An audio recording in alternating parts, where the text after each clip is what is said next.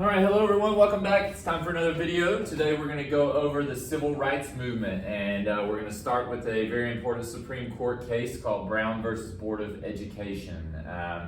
If you need to download this PowerPoint, make sure to go to my website and you can download it there. If you have any questions, you can email me. And I'm going to try to keep this video a little quicker than most. I know I say that every time, but we'll see what happens, okay? All the questions are going to be at the end, so I'm going to cover a lot of information right at the beginning, and then at the end we'll go over all the questions to review the whole lesson. So here we go. First things first, Brown versus Board of Education. It's very, very simple about this. Basically what it is, it's a civil rights case in which an African-American father sued the school board of Topeka, Kansas in order for his daughter to go to an all-white school. She was having to travel across town to go to a segregated school, an all-black school, and he said, you know, why can't my little girl just go to this school that's right here? And the case goes all the way up to the Supreme Court, and the Supreme Court rules, that separate is actually not equal. So this is a big time case in which it finally ends segregation of public schools.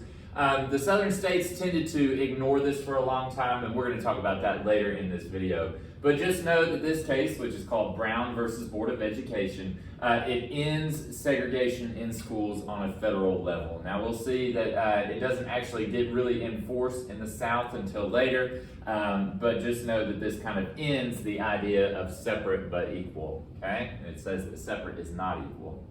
All right, so that's Brown versus Board of Education, very easy. So like I said, it doesn't change things overnight, but this really kind of gets things going as far as the civil rights movement goes. This is early 1950s. Brown versus Board happens in 1954, and then a lot of the big civil rights actions don't happen until the early 60s, okay? All right, now we're going to go through a few key members of the civil rights movement, both who are for civil rights and who are against civil rights. So let's jump right in.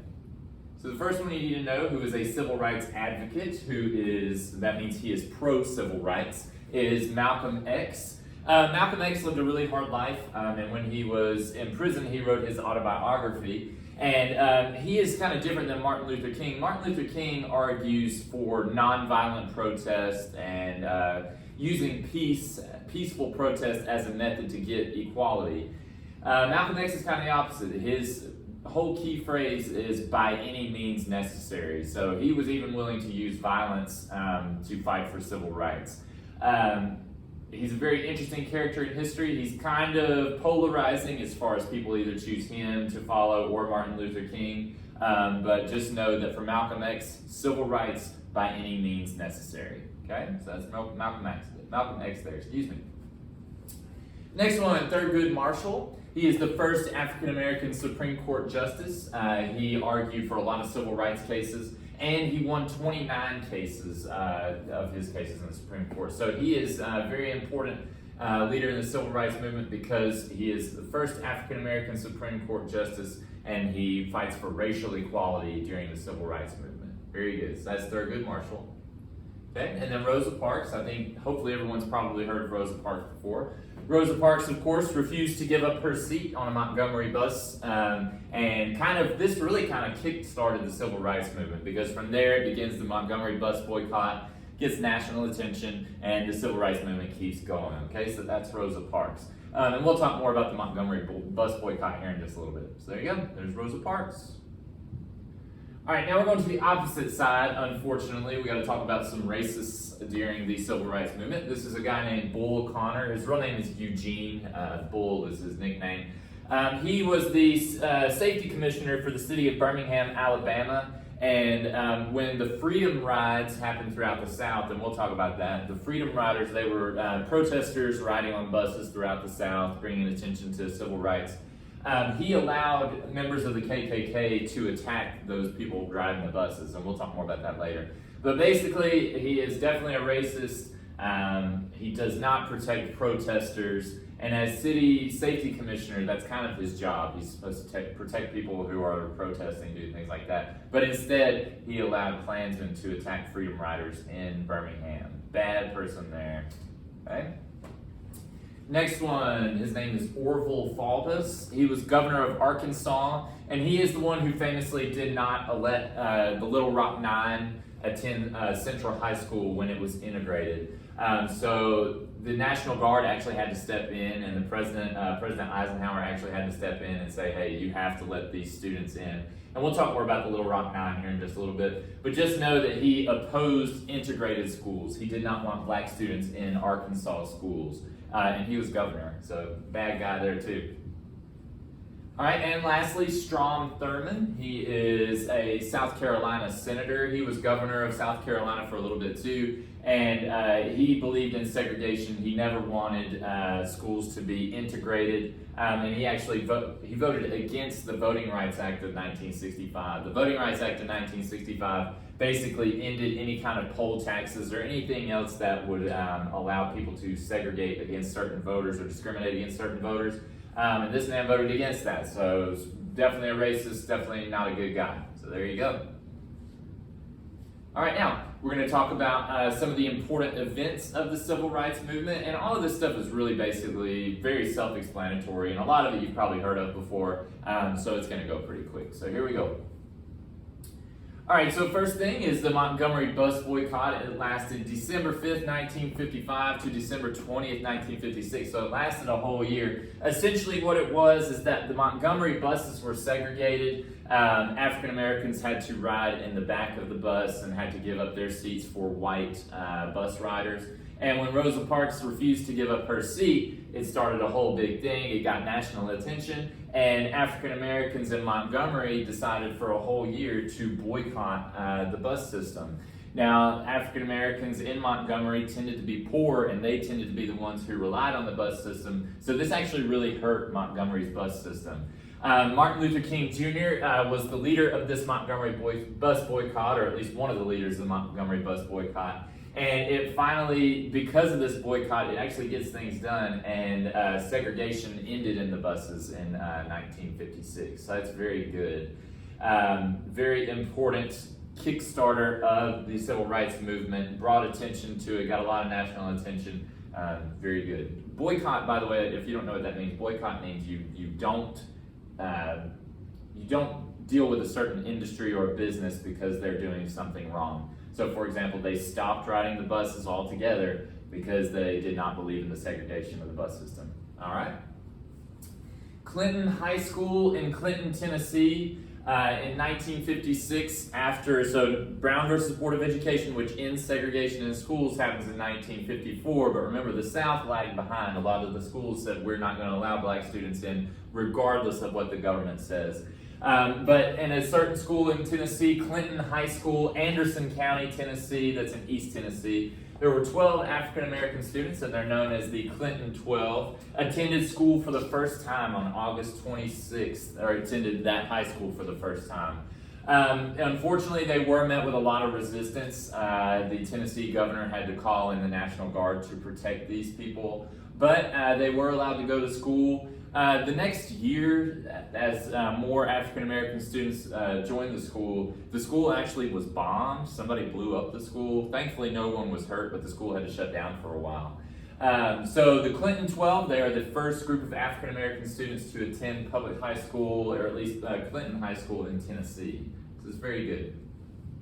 All right. Kind of the same deal, the Little Rock Nine, Central High School in Little Rock, Arkansas. Remember, I already told you about this. The governor would actually not allow these African American students to enter the high school. But President Eisenhower steps in, and he sends in the 101st Army Airborne Division and says, hey, you have to let these students in. And you can see them here. They're walking beside them, protecting them as they go into school.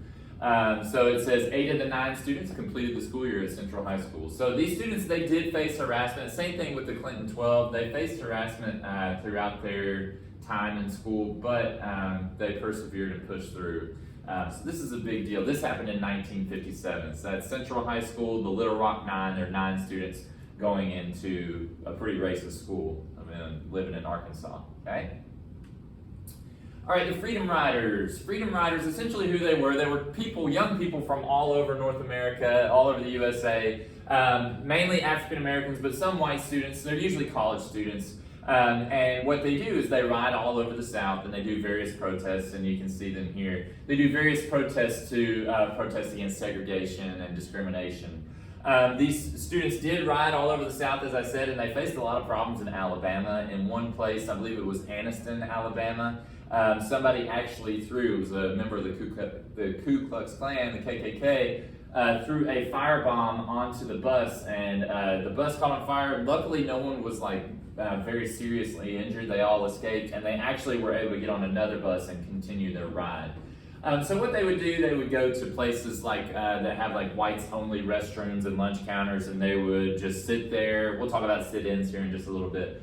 But these people, they would basically protest racism by riding buses all throughout the South and basically proving that they had a presence throughout the South and that people actually did support this. So that's very good. All right, the next thing you need to know, it's called the Tent City in Fayette County, Tennessee. Fayette County, Tennessee is right outside of Memphis. And essentially what happened was that there were, I believe it was 260 African-American families. It was something like 260 African-Americans registered to vote, and this is the late 1950s, early 1960s, so it says 1960 there. They registered to vote, and they rented the land that they were living on from white landowners. And when they registered to vote, the white landowners kicked them off their land. Luckily, there was an African-American landowner who had enough land that he could take them all in, and they set up a tent city. Now, these people had to live there for 2 years, so these people lived in tents for 2 years because they had registered to vote, and they were facing racism as a result. Fortunately, though, it eventually gained national attention, and people gave them a lot of help, sent them food, clothing, and later that actually is going to lead to more and more African-Americans registering to vote. So Tent City, hard times. It's called Freedom Village. It was a hard time for these people, but it did lead to more voter registration for African Americans in Tennessee, which is very good. All right, there were a lot of marches during the Civil Rights Movement. The most famous is the Selma to Montgomery March. They made a movie about it and everything. This is the one that Martin Luther King leads. And basically what they're doing is just a show of force. They don't do anything violent or anything like that. It's just a gathering of people to say, hey, look, we are all walking together. We are protesting racial injustice. We want the right to vote. We want this, we want that. And it becomes a very memorable exercise in the Civil Rights Movement. So this is a really, really good thing. It just draws a lot of attention to the needs of a lot of people, okay? All right, so marches are a big thing during the Civil Rights Movement. We're going to talk about the March on Washington here in just a little bit. Boycotts, we already kind of went over, and of course the most famous is the Montgomery Bus Boycott. And like I said, a boycott is just when you refuse to do business with a certain group because they're racist or you have a problem with them, okay? So it gets a lot of attention to the problem of racism in the South. All right, and one of the most interesting things is called a sit-in, and literally what you do is you go to a business. So a lot of lunch places or restaurants in Nashville in particular, the famous ones are in Nashville, they were for white people only. They would have signs that say whites only, and African Americans were not allowed. So these white students and some African Americans, to protest this, they would go and they would literally just sit at the restaurant. The owners would tell them they have to leave, but they would say, no, I have a right to sit here. I'm a human being regardless of what my skin color is, okay? And they did face a lot of harassment. As you can see, look, they're pouring drinks on them. They would get beat up. People put ketchup on them, throw food at them and stuff like that. The police would arrest these people because technically they were breaking certain laws, the Jim Crow laws, state laws, things like that. But what this does, obviously, it gets a lot of attention. People took pictures of this, and it went all over the nation, and it just drew more and more attention. The leaders of the Civil Rights Movement wanted this to have a lot of attention because they knew the more people that paid attention, the more likely things would change. Okay, so there you go. That's a sit-in right there. All right, and then the March on Washington, D.C., and of course, this is the very, very famous picture of Martin Luther King. This is when he gives his I Have a Dream speech. It's about 250,000 people, about somewhere between 200 to 300,000 people marched to Washington, D.C., and they were at the Lincoln Memorial, and that's when he gave his very famous I Have a Dream speech, and you can see the crowd that's gathered there. And this really kind of is a big, big step in the Civil Rights Movement, and it's pretty much guaranteed to help pass the Civil Rights Act of 1964, okay? And like I said, that's the point when Martin Luther King gave his I Have a Dream speech. So there you go. All right. Now something really terrible and really sad that we have to talk about, the Birmingham bombings in 1963. Birmingham kind of has a really dark history in the Civil Rights Movement. On September 15th, 1963, it was an all-black church in Birmingham. It's called the 16th Street Baptist Church. It was bombed by some Klan members, some racists, and 4 young girls were killed, and there's their pictures there. And this draws attention to the Civil Rights Movement. It draws attention to how bad things were in the South, and this is a really, really terrible thing that happened. It's a true tragedy, and really, it's a terrorist attack in my opinion, so there you go. That's the Birmingham bombings. And then finally, and very, very sad, the assassination of Martin Luther King Jr. He was killed April 4th, 1968. He was in Memphis helping out with a sanitation workers strike, and a sniper shot him as he was standing on his hotel balcony at the Lorraine Motel. The guy that's accused with it, and I think they've pretty much proven it was him, his name is James Earl Ray. But yeah, Martin Luther King was killed, unfortunately, on April 4th, 1968. Don't want to dwell on that too long. All right. So switching gears here just a little bit, something called the Highlander Folk School. Highlander Folk School, what it is, it's actually, it was originally in Mont Eagle, Tennessee. It has moved now somewhere in East Tennessee, New Market, Tennessee. But what it was a place for civil rights leaders, and you can see Martin Luther King Jr. there, and there's Rosa Parks. They would go there and learn how to take part in these nonviolent actions, nonviolent protests. They would learn about legal processes because they knew that when they did this stuff, they were going to get arrested. So they would learn about their legal rights when they got arrested, what to do, how to act, how to have a conversation with lawyers and police, and basically how to be better negotiators with people and get people drawn to the civil rights movement. So Martin Luther King did attend school at the Highlander Folk School, and Rosa Parks did as well, and another famous leader, John Lewis, also attended the Highlander Folk School. So very important training center for civil rights leaders. Okay? All right, now we're going to go through some legislation, basically laws. And first one, it's called the Civil Rights Act of 1964. And what this does is it makes a very broad statement that says you cannot discriminate against anyone based on race, color, religion, sex, national origin, and later sexual orientation and gender identity. So basically what this is saying, you have to treat people in a good way. You can't discriminate just based on the way someone looks.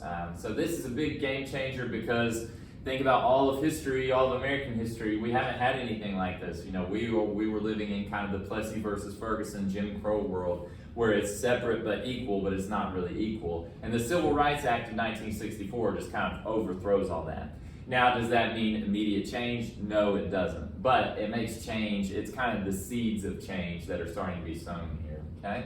So Civil Rights Act, essentially what you need to know, it outlaws discrimination. Okay? You can't discriminate on someone that's now federal law. Okay? Voting Rights Act is it's a law that says you can't discriminate based on race for voting. Basically, anybody can vote regardless of race as long as they're of age and they're an American citizen. So no racial discrimination of voting. Okay. Fair Housing Act. So they had a problem in the United States with landowners and real estate agents and things like that. They would not sell houses to African Americans or other people. And it was getting to where it was pretty obvious. So they had to pass this thing called the Civil Rights Act of 1968, aka the Fair Housing Act, which means you can't discriminate based on skin color. You have to sell houses to anyone. If they've got the money, if they qualify for the mortgage, all that stuff, they can buy the house. Okay, so Fair Housing Act says you can't discriminate when you're selling a house based on skin color. Okay, 24th Amendment abolished poll taxes. We talked about poll taxes earlier in the year. A poll tax basically says that, hey, if you can't pay this amount of money, you can't vote. 24th Amendment says, hey, you can't do that anymore. Voting is free. No poll taxes. All right?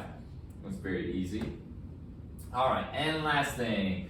Now we're going to talk about other civil rights movements, and we're just going to go over them really fast. They're called the American Indian, Chicano, and Feminist movements. And essentially what you need to know is that they're all inspired by Martin Luther King's actions, the way he went through his civil rights actions, mainly peaceful protests, okay? But we'll go through some simple details with them real quick. First of all, the American Indian movement. Essentially, like I said, they're inspired by the civil rights movement, and it's Native Americans as a collective unit protesting against issues like poverty, police brutality, the reservation system, things like that. And that, like I said, they draw from the civil rights movement, and they do peaceful protests, things like that, okay? Same thing, Chicano movement, but this is for Americans who have Mexican descent, so Mexican Americans. Kind of the same thing. They focus on empowerment. They say we don't need to be discriminated against. They're big on keeping their culture, resisting assimilation, because remember, assimilation is really, really bad. And of course, they are anti-racism as well. And once again, peaceful protest is the way they operate. And lastly, the feminist movement, and it's actually Women's History Month, so that's pretty cool. Feminist movement, kind of the same deal. They focus on reproductive rights, domestic violence, maternity leave, equality, equal pay, things like that. And once again, they are inspired by the civil rights movement using peaceful protests and things like that. Okay, so there you go. All right, so now we're going to enter the questions, and I think we're doing really pretty good as far as on time. Let's see where we're at. Oh yeah, this is going to be a quick one today. Very good. So what major decisions made in the Brown versus Board of Education decision? Segregation of public schools is not allowed.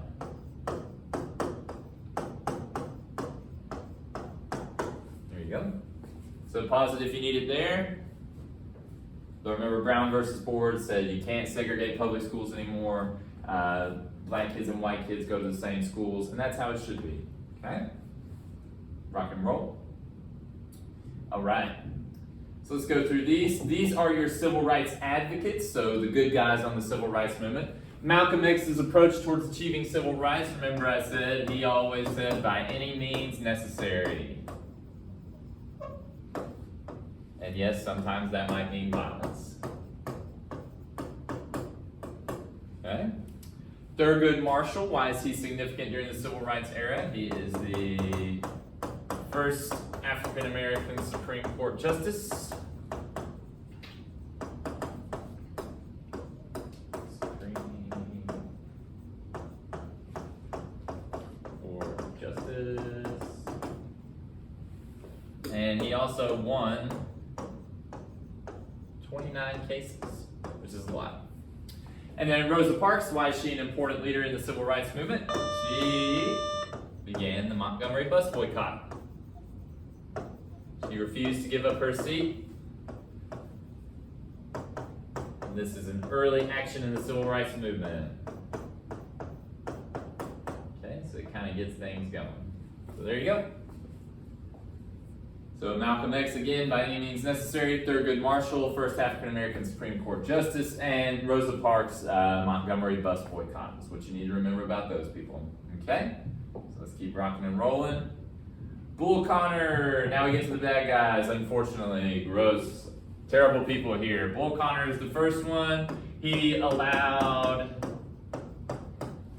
Klansmen to attack civil rights protesters.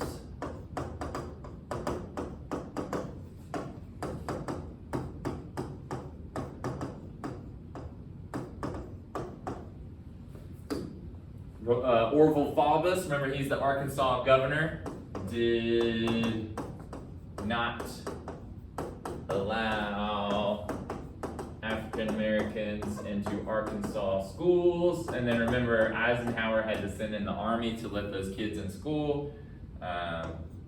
Oops. Come on now. There we go. To attend Arkansas schools.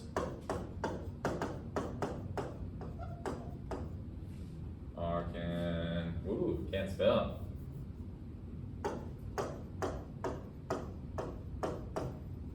And then Strom Thurmond, he was South Carolina governor and later senator.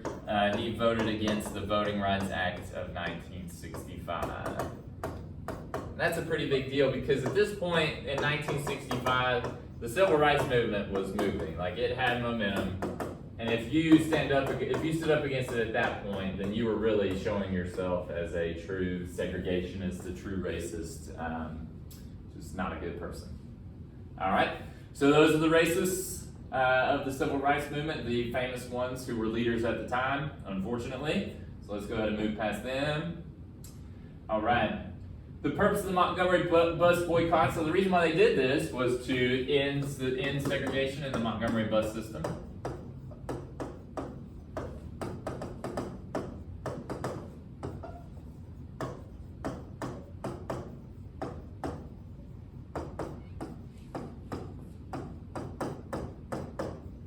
Okay.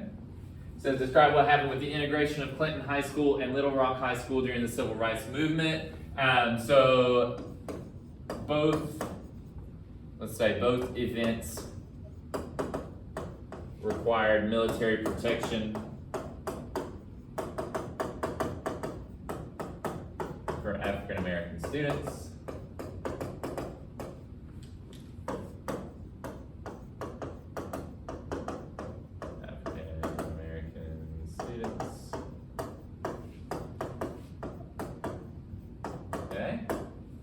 And then who are the Freedom Riders? They are civil rights protesters who traveled throughout the South. Remember, they did experience some violence themselves. Thankfully, none of them were hurt too bad.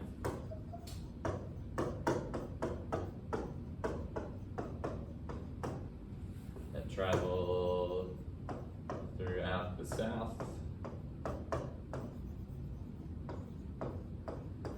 And as they travel, they engage in various protests, marches, demonstrations, sit-ins, etc. Okay, so there you go. If you need those, you can pause it there. And let's keep rocking and rolling. The tent city. So the tent city, they were African American voters who were kicked off their land. Basically, who became homeless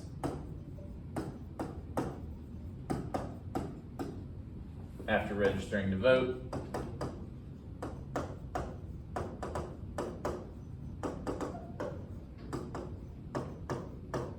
There you go. Nashville sit-ins, civil rights protesters.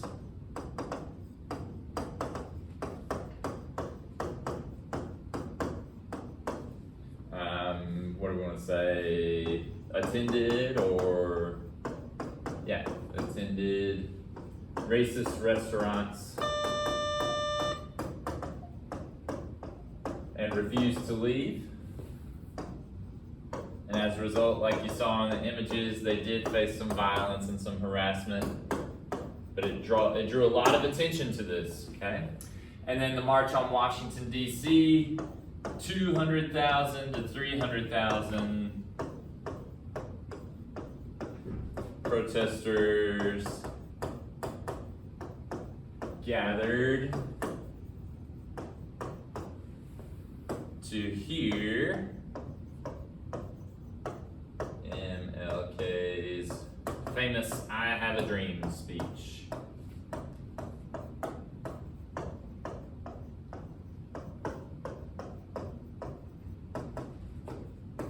And the march is technically called the March for Jobs and Freedom. But that's what you need to know right there. It's where Martin Luther King gave his famous "I Have a Dream" speech. This happened in 1963. All right, so good on those. Keep rocking and rolling. Birmingham Bombings in 1963. Unfortunately, so 16th Street Church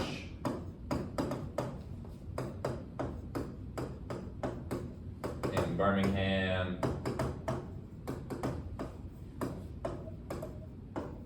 was bombed by a racist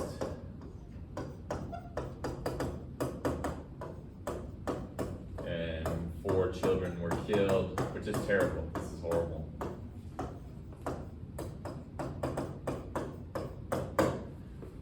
Explain the purpose of the Highlander Folk School. The Highlander Folk School trained civil rights leaders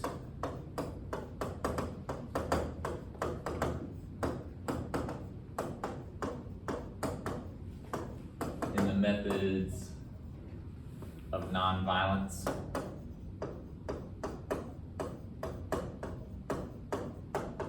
Basically how to gather a bunch of people and not have a big riot or anything like that. Okay? Civil Rights Act of 1964 ended discrimination based on, I guess we should say it outlawed discrimination, because it's not going to end it, but it did make it illegal. Outlawed discrimination based on race, sex, religion, and we'll just say etc. The list goes on. Okay? So basically it ends discrimination, or makes it illegal. Ends legal discrimination. Okay? So it's an effort to kind of change the Jim Crow South. Alright, so hopefully you're good on that. And we're almost done. Voting Rights Act of 1965. It outlawed voting discrimination. It said, hey, you got to stop these literacy tests, poll taxes, which is going to be down here, all that stuff. Explain the benefits of the Civil Rights Act of 1968, aka the Fair Housing Act. It outlawed discriminatory real estate practices. Basically said, hey, these real estate companies, you've got to give equal opportunity to all races. 24th Amendment outlawed the poll tax.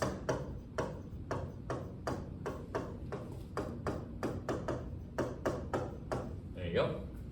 That's what you need to know about that. I think we got one more slide. All right. So how were the American Indian movement, Chicano movement, and feminist movement inspired by the civil rights movement? Use similar methods.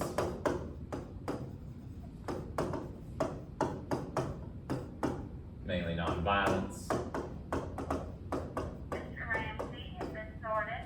Turn that off. To fight for equality and end discrimination.